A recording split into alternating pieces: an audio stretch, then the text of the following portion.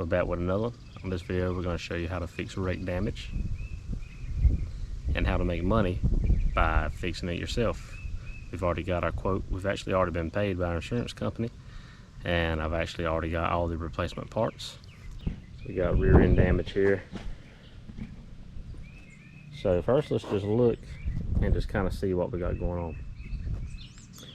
So the first thing we notice is obviously, well, the bumper's busted up, but you notice this gap here.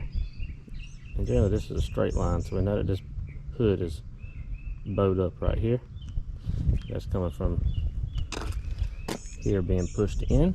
We can tell from our gap here. And with this being pushed in, that energy had to come out here. So this hood is flexed here. It's got this piece pushed out. Also, our bumper busted up, so you can see as well, this is popped out. And again, it's from all this being pushed in and that energy having to come out here. Okay, this side looks good. All right, so just by looking at this, we can pretty well go ahead and count on there being rear structure damage here, because with this being pushed in, you can pretty well bet that your rear body panel is pushed in here, and your latch mechanism is going, all this is going to be pushed in this left corner here. So we're going to pop the trunk and look, I've already got all the panels took out, so we can kind of see what's going on. So probably hard to tell from the picture, but by eyeballing you can tell all of this is moved in a little bit. Even this latch is kind of tweaked a little bit. So, and obviously the trunk still latches. So we can look down here, so we can see that this seam sealer is split here. There's definitely some movement in this area. So more than likely all this right here is moved in a little bit, and probably right here with this bumper support is probably pushed in as well. See where the bumper mounts here is pushed in, and all this down here, see the gap here, this is pushed in, and see all these creases here, and that comes from how the energy is dispersed in the metal folds. So first, oh well, let me show you my parts I got. So we looked up and found I used the trunk in pretty good shape. We'll know more about it once we stuff it up. We'll probably have to fix a few other areas, but got this a really good deal. It does have a little wing on it. I'll probably just keep it just to avoid having to, because there's holes on it, to avoid welding up the holes. Bad thing is we just painted the car and we just welded the holes up on our trunk for this, but I'll probably go ahead and weld those up. But we got an aftermarket rear bumper and rear bumper reinforcement, because I'm pretty well, I hadn't took the bumper off, but I'm pretty well betting the reinforcement has been as well. So looked up, found a white one. Doesn't too much matter on the outside, because we're going to paint it, but that way at least I don't have to jam the bottom side of it.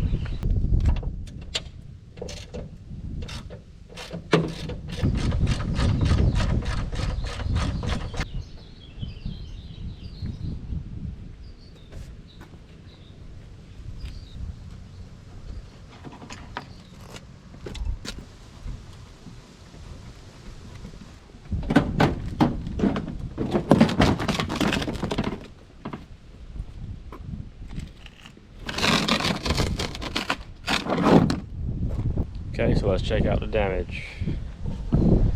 I forgot to note that, you know, when we were doing an inspection of the car, that both quarter panels are in good shape, which is great. So let's see. First thing that pops out, you can see bend. Again, I think where most of our force come in was around here. Again, you can see the creases here. This should kind of be flat and then just kind of curve in, but it's pushed in here. So on top of that, obviously this is bent up some and in some. All in all, it's really not that bad. It shouldn't be bad to get all this worked out. So mainly we'll have to pull here That should bring most of this out. You know, this will may have to be pushed down some, you know, out and then down, and pull here and pull this around to walk this back out. The car fared really well. We don't have any damage in these frame rails here, which is great. On either side, it's hard to tell with the exhaust, but on either side. So yeah, this is a great candidate to just pull this stuff out rather than, you know, having to do a lot of replacing panels. So next thing I'm gonna do is I'm gonna go ahead and I'm gonna get the trunk mocked up, and that way, before we go to pulling this stuff, we need to have the trunk on. That way there's a good reference point as far as when we're pulling to see to get it to line up to. You'd never be able to do it with that old trunk. And you could technically, I mean, you could have straightened that old trunk, but for the price I paid for the new one, and with having something that hasn't been compromised to be on the car, to be able to make the repairs on the car as a reference point, I like that a lot better. Okay, we got it mocked up with our trunk on. Everything fitting really good. The only reason it's raised up is just because it doesn't have the latch to hold it closed, but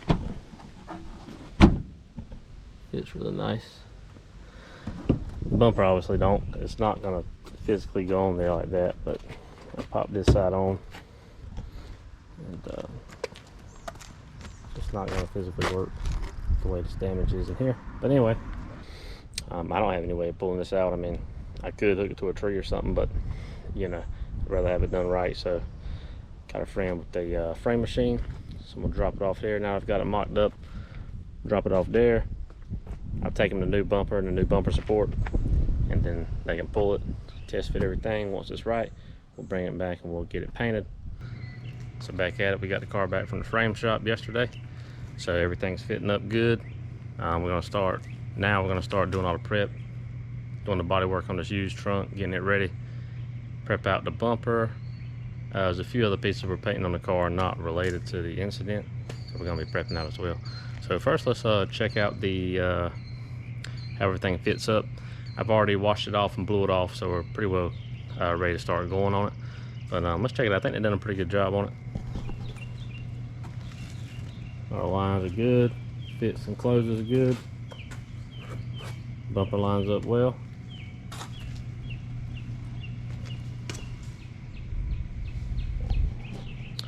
Yeah, I'm pretty pleased with it. If there's any fitment issues, I'll probably blame it on maybe this aftermarket bumper, but actually fits up really good, really good. So very happy with that. So I've already got it clean. We're gonna pull these emblems off of this trunk, pull the lights out of it, the wing on here, and this little trim piece on the back, and start getting all that stuff up under that cleaned up. Then there's a few obvious spots on this trunk, but also the trunk's white and it's dull, so it's hard to tell if there's anything else. So we're just going to take a block and some guide coat, and we're just going to go over the trunk and just to see if there's any other spots we can't see. That way we can fix it all at one time. Also, going to be welding up the holes for this Honda emblem. I had that done on my last trunk, and I like the way it looks. If this trunk was perfect and I didn't have to do any body work on it, I'd probably skip that just to save me some time. But since we're gonna have to do a little bit of body work on it anyway, might as well. So anyway, let's go ahead and we'll start getting these pieces pulled off, and then we'll start getting into the body work. Okay, so this was a used trunk. It had the wing on it. So as you can see, it's got, see where the wing has just been rubbing against the trunk for several years. It's actually down to the metal. It's rusted. We have some rust here. We also have like down to the metal and rusted scratches here. It's going to here same way up under this trim, rust, a little rust on this side, and some deep scratching. Okay, so this whole video is based on trying to save money. So things to consider when you're buying used parts versus new parts. Okay, the cheapest stuff you can usually buy is new aftermarket, like this bumper, and they're generally 90% of the time they're pretty good. There's some manufacturers that are outstanding. Like I said, this is a $100 bumper. Okay, factory one probably be $300 or $400. I'm not even really sure. So you got to think about the cheapest thing you can do is to buy a new aftermarket one, because you don't have to worry about damages. Like if you buy a used one, you got to worry about going back fixing damages. You have to worry about a new one. A new OEM would be great, but it's more money. So bumpers, if I'm trying to cut costs, a lot of times I'll get a new aftermarket. It really depends. Really depends. If I'm going, you know, 100% quality, I might get a used a new one. Who knows? I meant new OEM one. Really just depends. This car is a cheap car. It's a gas saver. So try to work. Trying to do it cheap, but make it look good. Trunk wise, a new trunk for this car, I'd hate to say, I just had to guess it might be $600-700. Okay, a new OEM one, and that would be, you know, you scuff it up, it's ready to paint, no body work. Now think about this. I bought this used one for $150. I'm gonna have to spend quite a bit of time doing body work before I can even paint it. So you got to factor that in, the cost of a used one versus the cost of a new one or a new aftermarket. And if you buy a used one, how much time is it going to cost? How much time is it going to take to fix the imperfections on it to get it ready to paint? In a lot of cases, I'd rather just buy a new one or a new aftermarket and it be ready to paint versus having to spend all this time getting body work and prep done before I can even paint it. Because to me, time is money, and a lot of times it's just not worth the time into it. By the time I've done all the stuff to fix it, I could have bought a new one. If you think about it like that. In this situation, it's cheaper for me to buy this used one for $150. I've got all the materials here. I've got time to do it. It's not going to cost me anything. So this is the route I went. So I'm going to save my money on it. So I pretty much figured I'm going to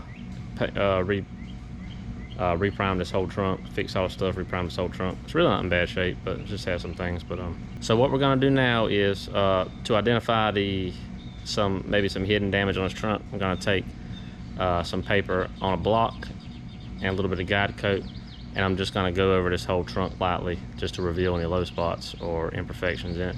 That way we can fix all those at the same time, get it stain primed, and hopefully one and done, get it primed, block it out, and she'll be good to go. So let's start on that and then we'll see what we got. Let me give it one more cleaning first. We're just using some foam and glass cleaner. I use this for cleaning before paint as well.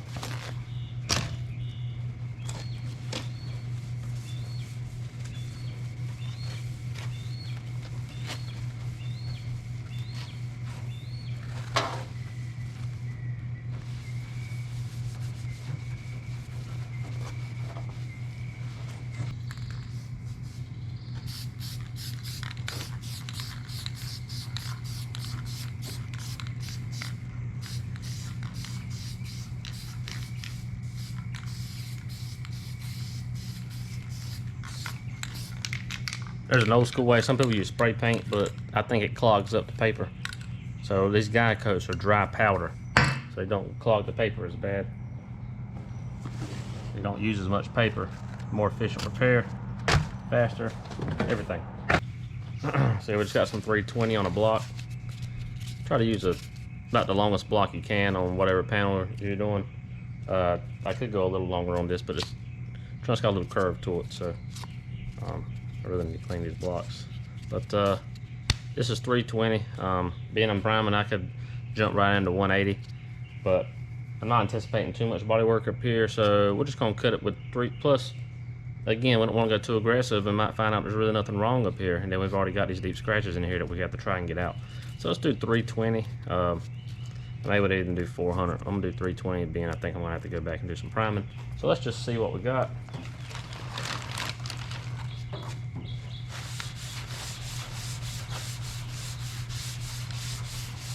So crisscross pattern always.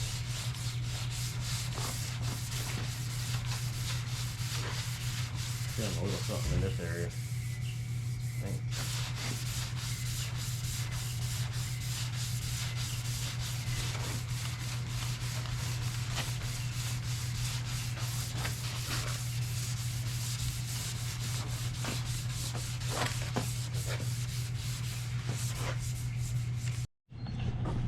Alright, so now we're just doing a light blocking on it.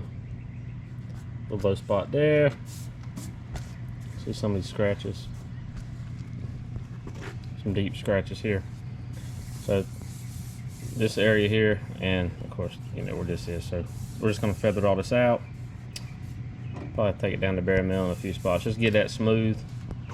Same way here, just get that smooth. We'll have to fill this in a little bit. This here, I think these are just deep scratches. We'll feather these out. Same here, we'll feather that out. Up here, like I said, I'm gonna work this area a little bit. Let's try to get this. I think it'd be fine. Yeah, I think it's okay, really. But okay is not okay for me. So I'm gonna work this area a little bit. Put a little bit of mud here. I'm gonna knock these high spots down. Put a little bit of mud here, and let's see. I'm gonna have to put a little bit in this spot. Just a little thin coat of glaze in this spot. So right now I'm gonna work the areas I know is gonna need a little bit of mud. Get some mud on them, so that can be drying, and I'm gonna move on to some other areas.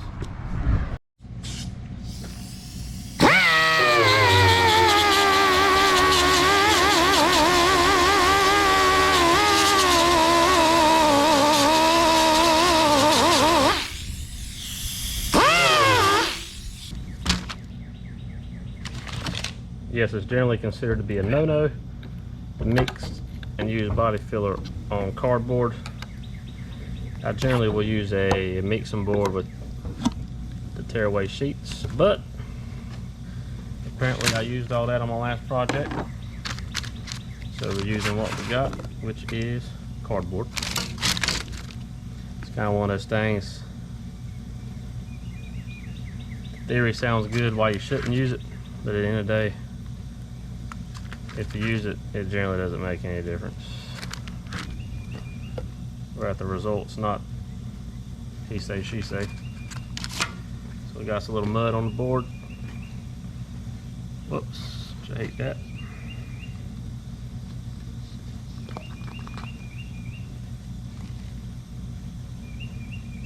It's probably way more mud than we need, but you know, I like to mix up more than I need.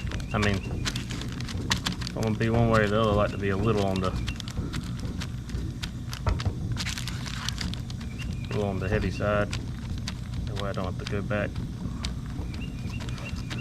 Want to mix in a way that you're not going to try not to introduce air pockets, but it's how you can try all day, but I still get them, you know. Take with that what you will. I've tried mixing them all different ways and all this and that, but it still happens. So I just figure on it happening, and I always come back with a finishing glaze. So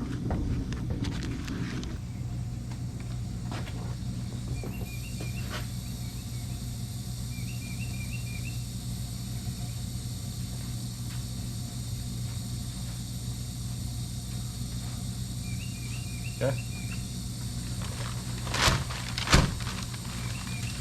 So if I got some of this, I'm just going to go ahead and use it on these other spots until I run out. This might be enough to do the whole job here.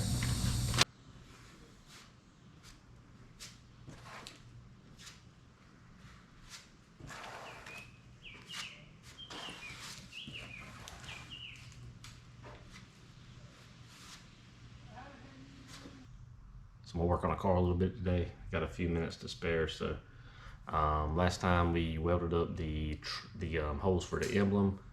Got all the bad spots ground down and feathered out. Got a little mud on there, and then before we even got all the mud on, we had some problems with the memory card. So back out today, I'm gonna start cutting into this stuff, and if we have to, add a little bit more mud, and hopefully we'll get the trunk will be pretty well leveled out and be ready for some primer.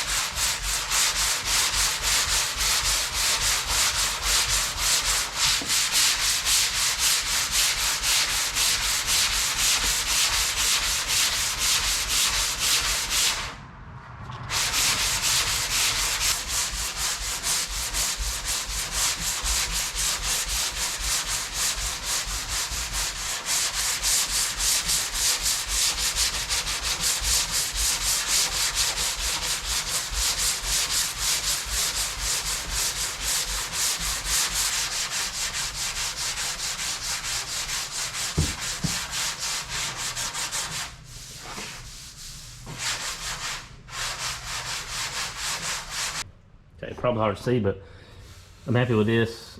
It's still a little high, but I know the shape's where I want it, so I'll come back with 180 on that.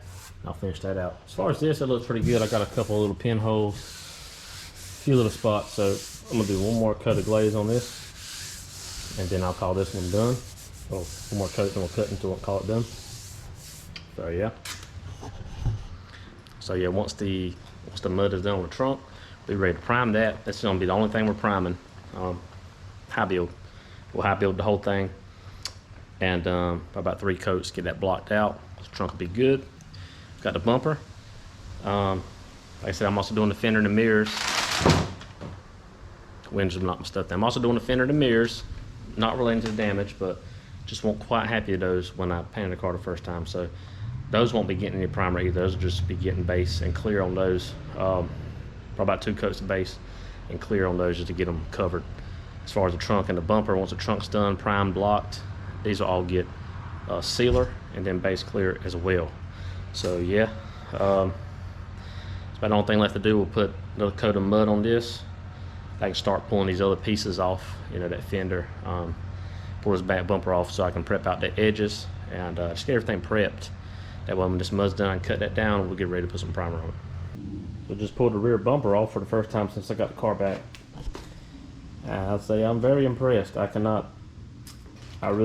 I would have pulled this bumper off, you know, if I would have worked on this car before, I really wouldn't have noticed anything. Everything lines up really good. I mean, everything looks really nice. You know, I wouldn't have known that it had any prior damage. And all this was wrinkled up. And yeah, I'm very, very impressed. Very pleased. Very pleased. Got all the mud work done. One thing I've got to do left is I just got to go around, hit all the edges up with a red scuff pad. You know, hit some of this rust where it's just touching it with bare hands. So always be careful of that. But that's why, you know, if I'm dealing with something like this, even if I don't see any rust, a lot of times right before I prime, I'll go back and I'll just hit all these bare metal areas again with some sandpaper, just to make sure if there's anything there and I don't see it, you know, I'm gonna get it, that way it don't bite me in the butt later. Other than that, I'm probably gonna refine. I might go over, everything's finished out on 180. I might bump it up a little bit something finer, just to help fill in some of these scratches. But I usually don't have trouble with 180, but I don't want to have to reprime it, and there's a lot of work here, so I'll probably refine it a little bit. And again, just go around the edges. Same way with this bumper, I've already got it scuffed up, but I need to go around the edges on it. And I'll do that with the 400 grit.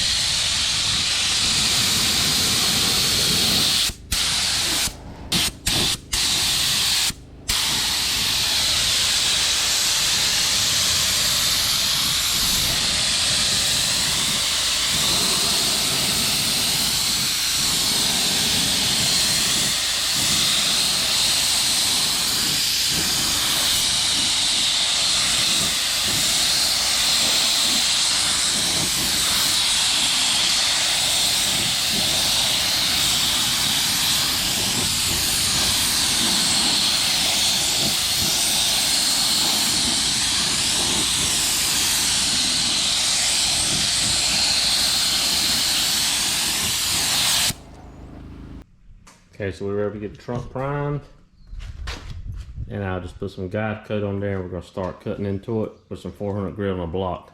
whenever you shoot primer, high build, you want to use usually around a 1.8 tip in your gun. So that's what I used.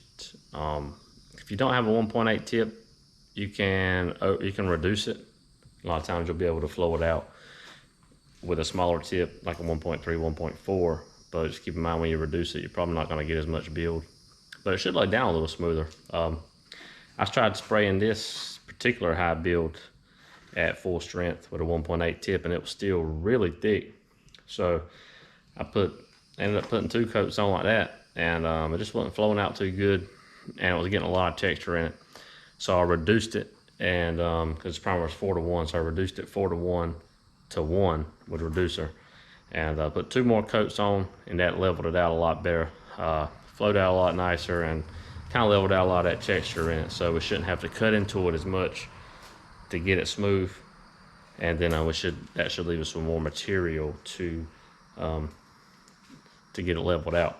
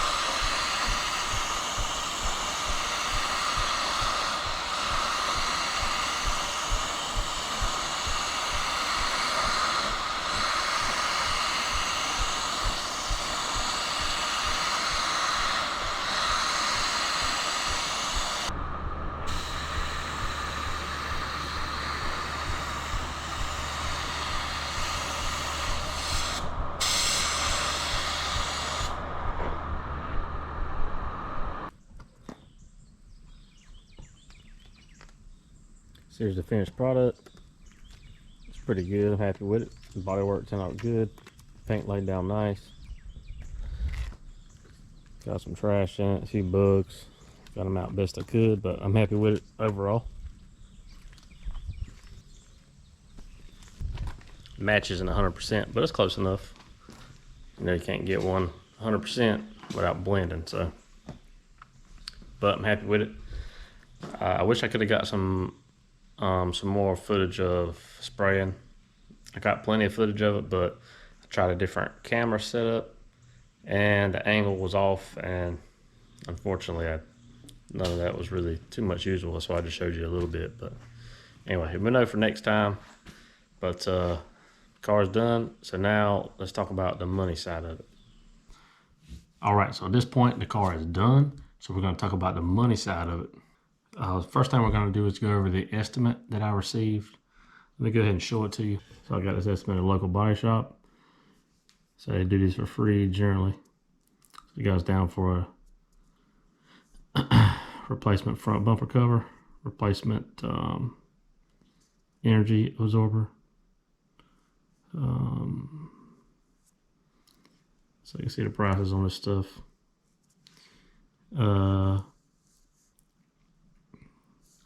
They're charging for pulling out that rear body panel and adding a little bit for clear trunk lid or replacement used trunk. You can see the price on that. And they're gonna let's see, refinish the trunk lid inside. And they're charging for blending both quarter panels and just some normal kind of shop expenses. So you can see what they're charging on parts, labor, and paint labor, and paint supplies. So it brings the total up to $21, $24, $21. So that's just what they came up with. We're just doing a quick inspection on the car. I already had the rear tray up under the bottom off and the inside plastics for the rear body panel off so that they could get a look at that. So generally whenever they do an estimate, if they do take the job, if they end up finding damage they didn't know was there, they can get reimbursed for that. In addition to this, by the insurance company. Then we're doing it ourselves. We don't have that luxury, but I'd already looked at the car and I feel like the estimate here is actually a fair valuation. So I went with it. Like I said, the total was $21.24, and my insurance company had a $250 deductible. So that we netted $18.74. Let me write that down real quick. And I just had them give that check directly to me. So I had the money, so I was able to, use that. I had it pretty promptly, so I was just able to use that to buy everything without having to come off the hip with it. So now let's go over what I actually spent in it. So I bought a new aftermarket bumper cover that was a $105. A new aftermarket rear reinforcement that was $155. I feel that's a little steep on that. I think it got a little cheaper somewhere else, but I like dealing with this particular local company, so I just paid the extra just because. I looked up and found a used trunk lid at a local yard. That was $150. Paint, I bought 2 quarts of base. That was around $200, and the paint store threw in. I bought a quart of sealer as well. They threw that in for free, so it was around $200 in paint. So also I had the framework done. A friend of mine done that. He wouldn't give me a price, and I just said. He said, "What's it worth?" I said, "I don't know, a couple $100." He said, "Okay." So I gave him $200. I feel like that was pretty fair. I don't know how much time he spent on it. He wouldn't tell me, so. Whatever. So it was $200. So let's look at now. I got some notes wrote down here. So far, the paint and the frame were at $810. Another thing I think about, like clear coat. I didn't need a whole gallon. I already had part of a gallon, and that's what I used. So I can't really say how to use a whole gallon. If you don't have it, you have to buy that, but I'm going on what I use. So I say between the clear I used, sandpapers, primers. See, I used about half a gallon of clear on it. So that'd be about $200 for PPG, 4,000. Primer. Actually, I had to buy a gallon of primer, so I'll just put the whole gallon, even though I didn't use a whole gallon. $100, and I'll say for like sandpapers and just cleaners, masking paper, stuff I already had here, I'll say another $100. So we'll say $400 in supplies. So altogether that brings our total to $12.10. Of course, that's just a roundabout. So yeah, that's just a roundabout figure. So all said and done, I was able to do it myself. So I was able to ensure the quality of the job that I'll be receiving, and because I didn't have to be dependent on somebody else to do it and hope they did a good job on it. So all said and done, like I said, I had around $12.10 in it, and what I netted with my check was $18.74. So we put in our pocket, let's just say about $650. So it's a pretty good profit, I would say. I've done it myself, and I made money doing it. And now that's keeping things in mind, like, I already had the paint guns, other equipment that I needed. So a person that's starting from zero probably wouldn't be able to do this, and be able to put money in their pocket. But if you think about it, if you're doing it like this, and say you needed paint guns, you needed DA, you needed a compressor, whatever you made off of this, you could put that towards paying for that equipment. And the next time you need to do some painting, basically that equipment may have been free, depending on how much you were able to get, profit off of this. But anyway, it is a way to do it. can make some money in it. You can do it yourself and ensure that you do a quality job. But anyway, the job's done. I'm happy with it. And we put a little money in our pocket, so all is well, because I just bought those 2 new paint guns. So this didn't completely pay for those, but you know, it paid for one of them, so I'll take it, okay. And we got it done, and the car came out really well. So I'm happy about that. The wife's happy about that because that's the car she drives. Anyway, unfortunately, like I said, I didn't get as much content as I wanted to about actually spraying. Next time I paint something, hopefully I'll figure out a better deal with just putting the camera setup together. It's hard to paint. It's hard to focus on doing a good job, film, make sure you're getting it. Sometimes it's easier just to not even film at all, just go ahead and do the work. But I want to share with you guys, you know, what I'm going through as far as these cars, and hopefully you can learn a little something from it.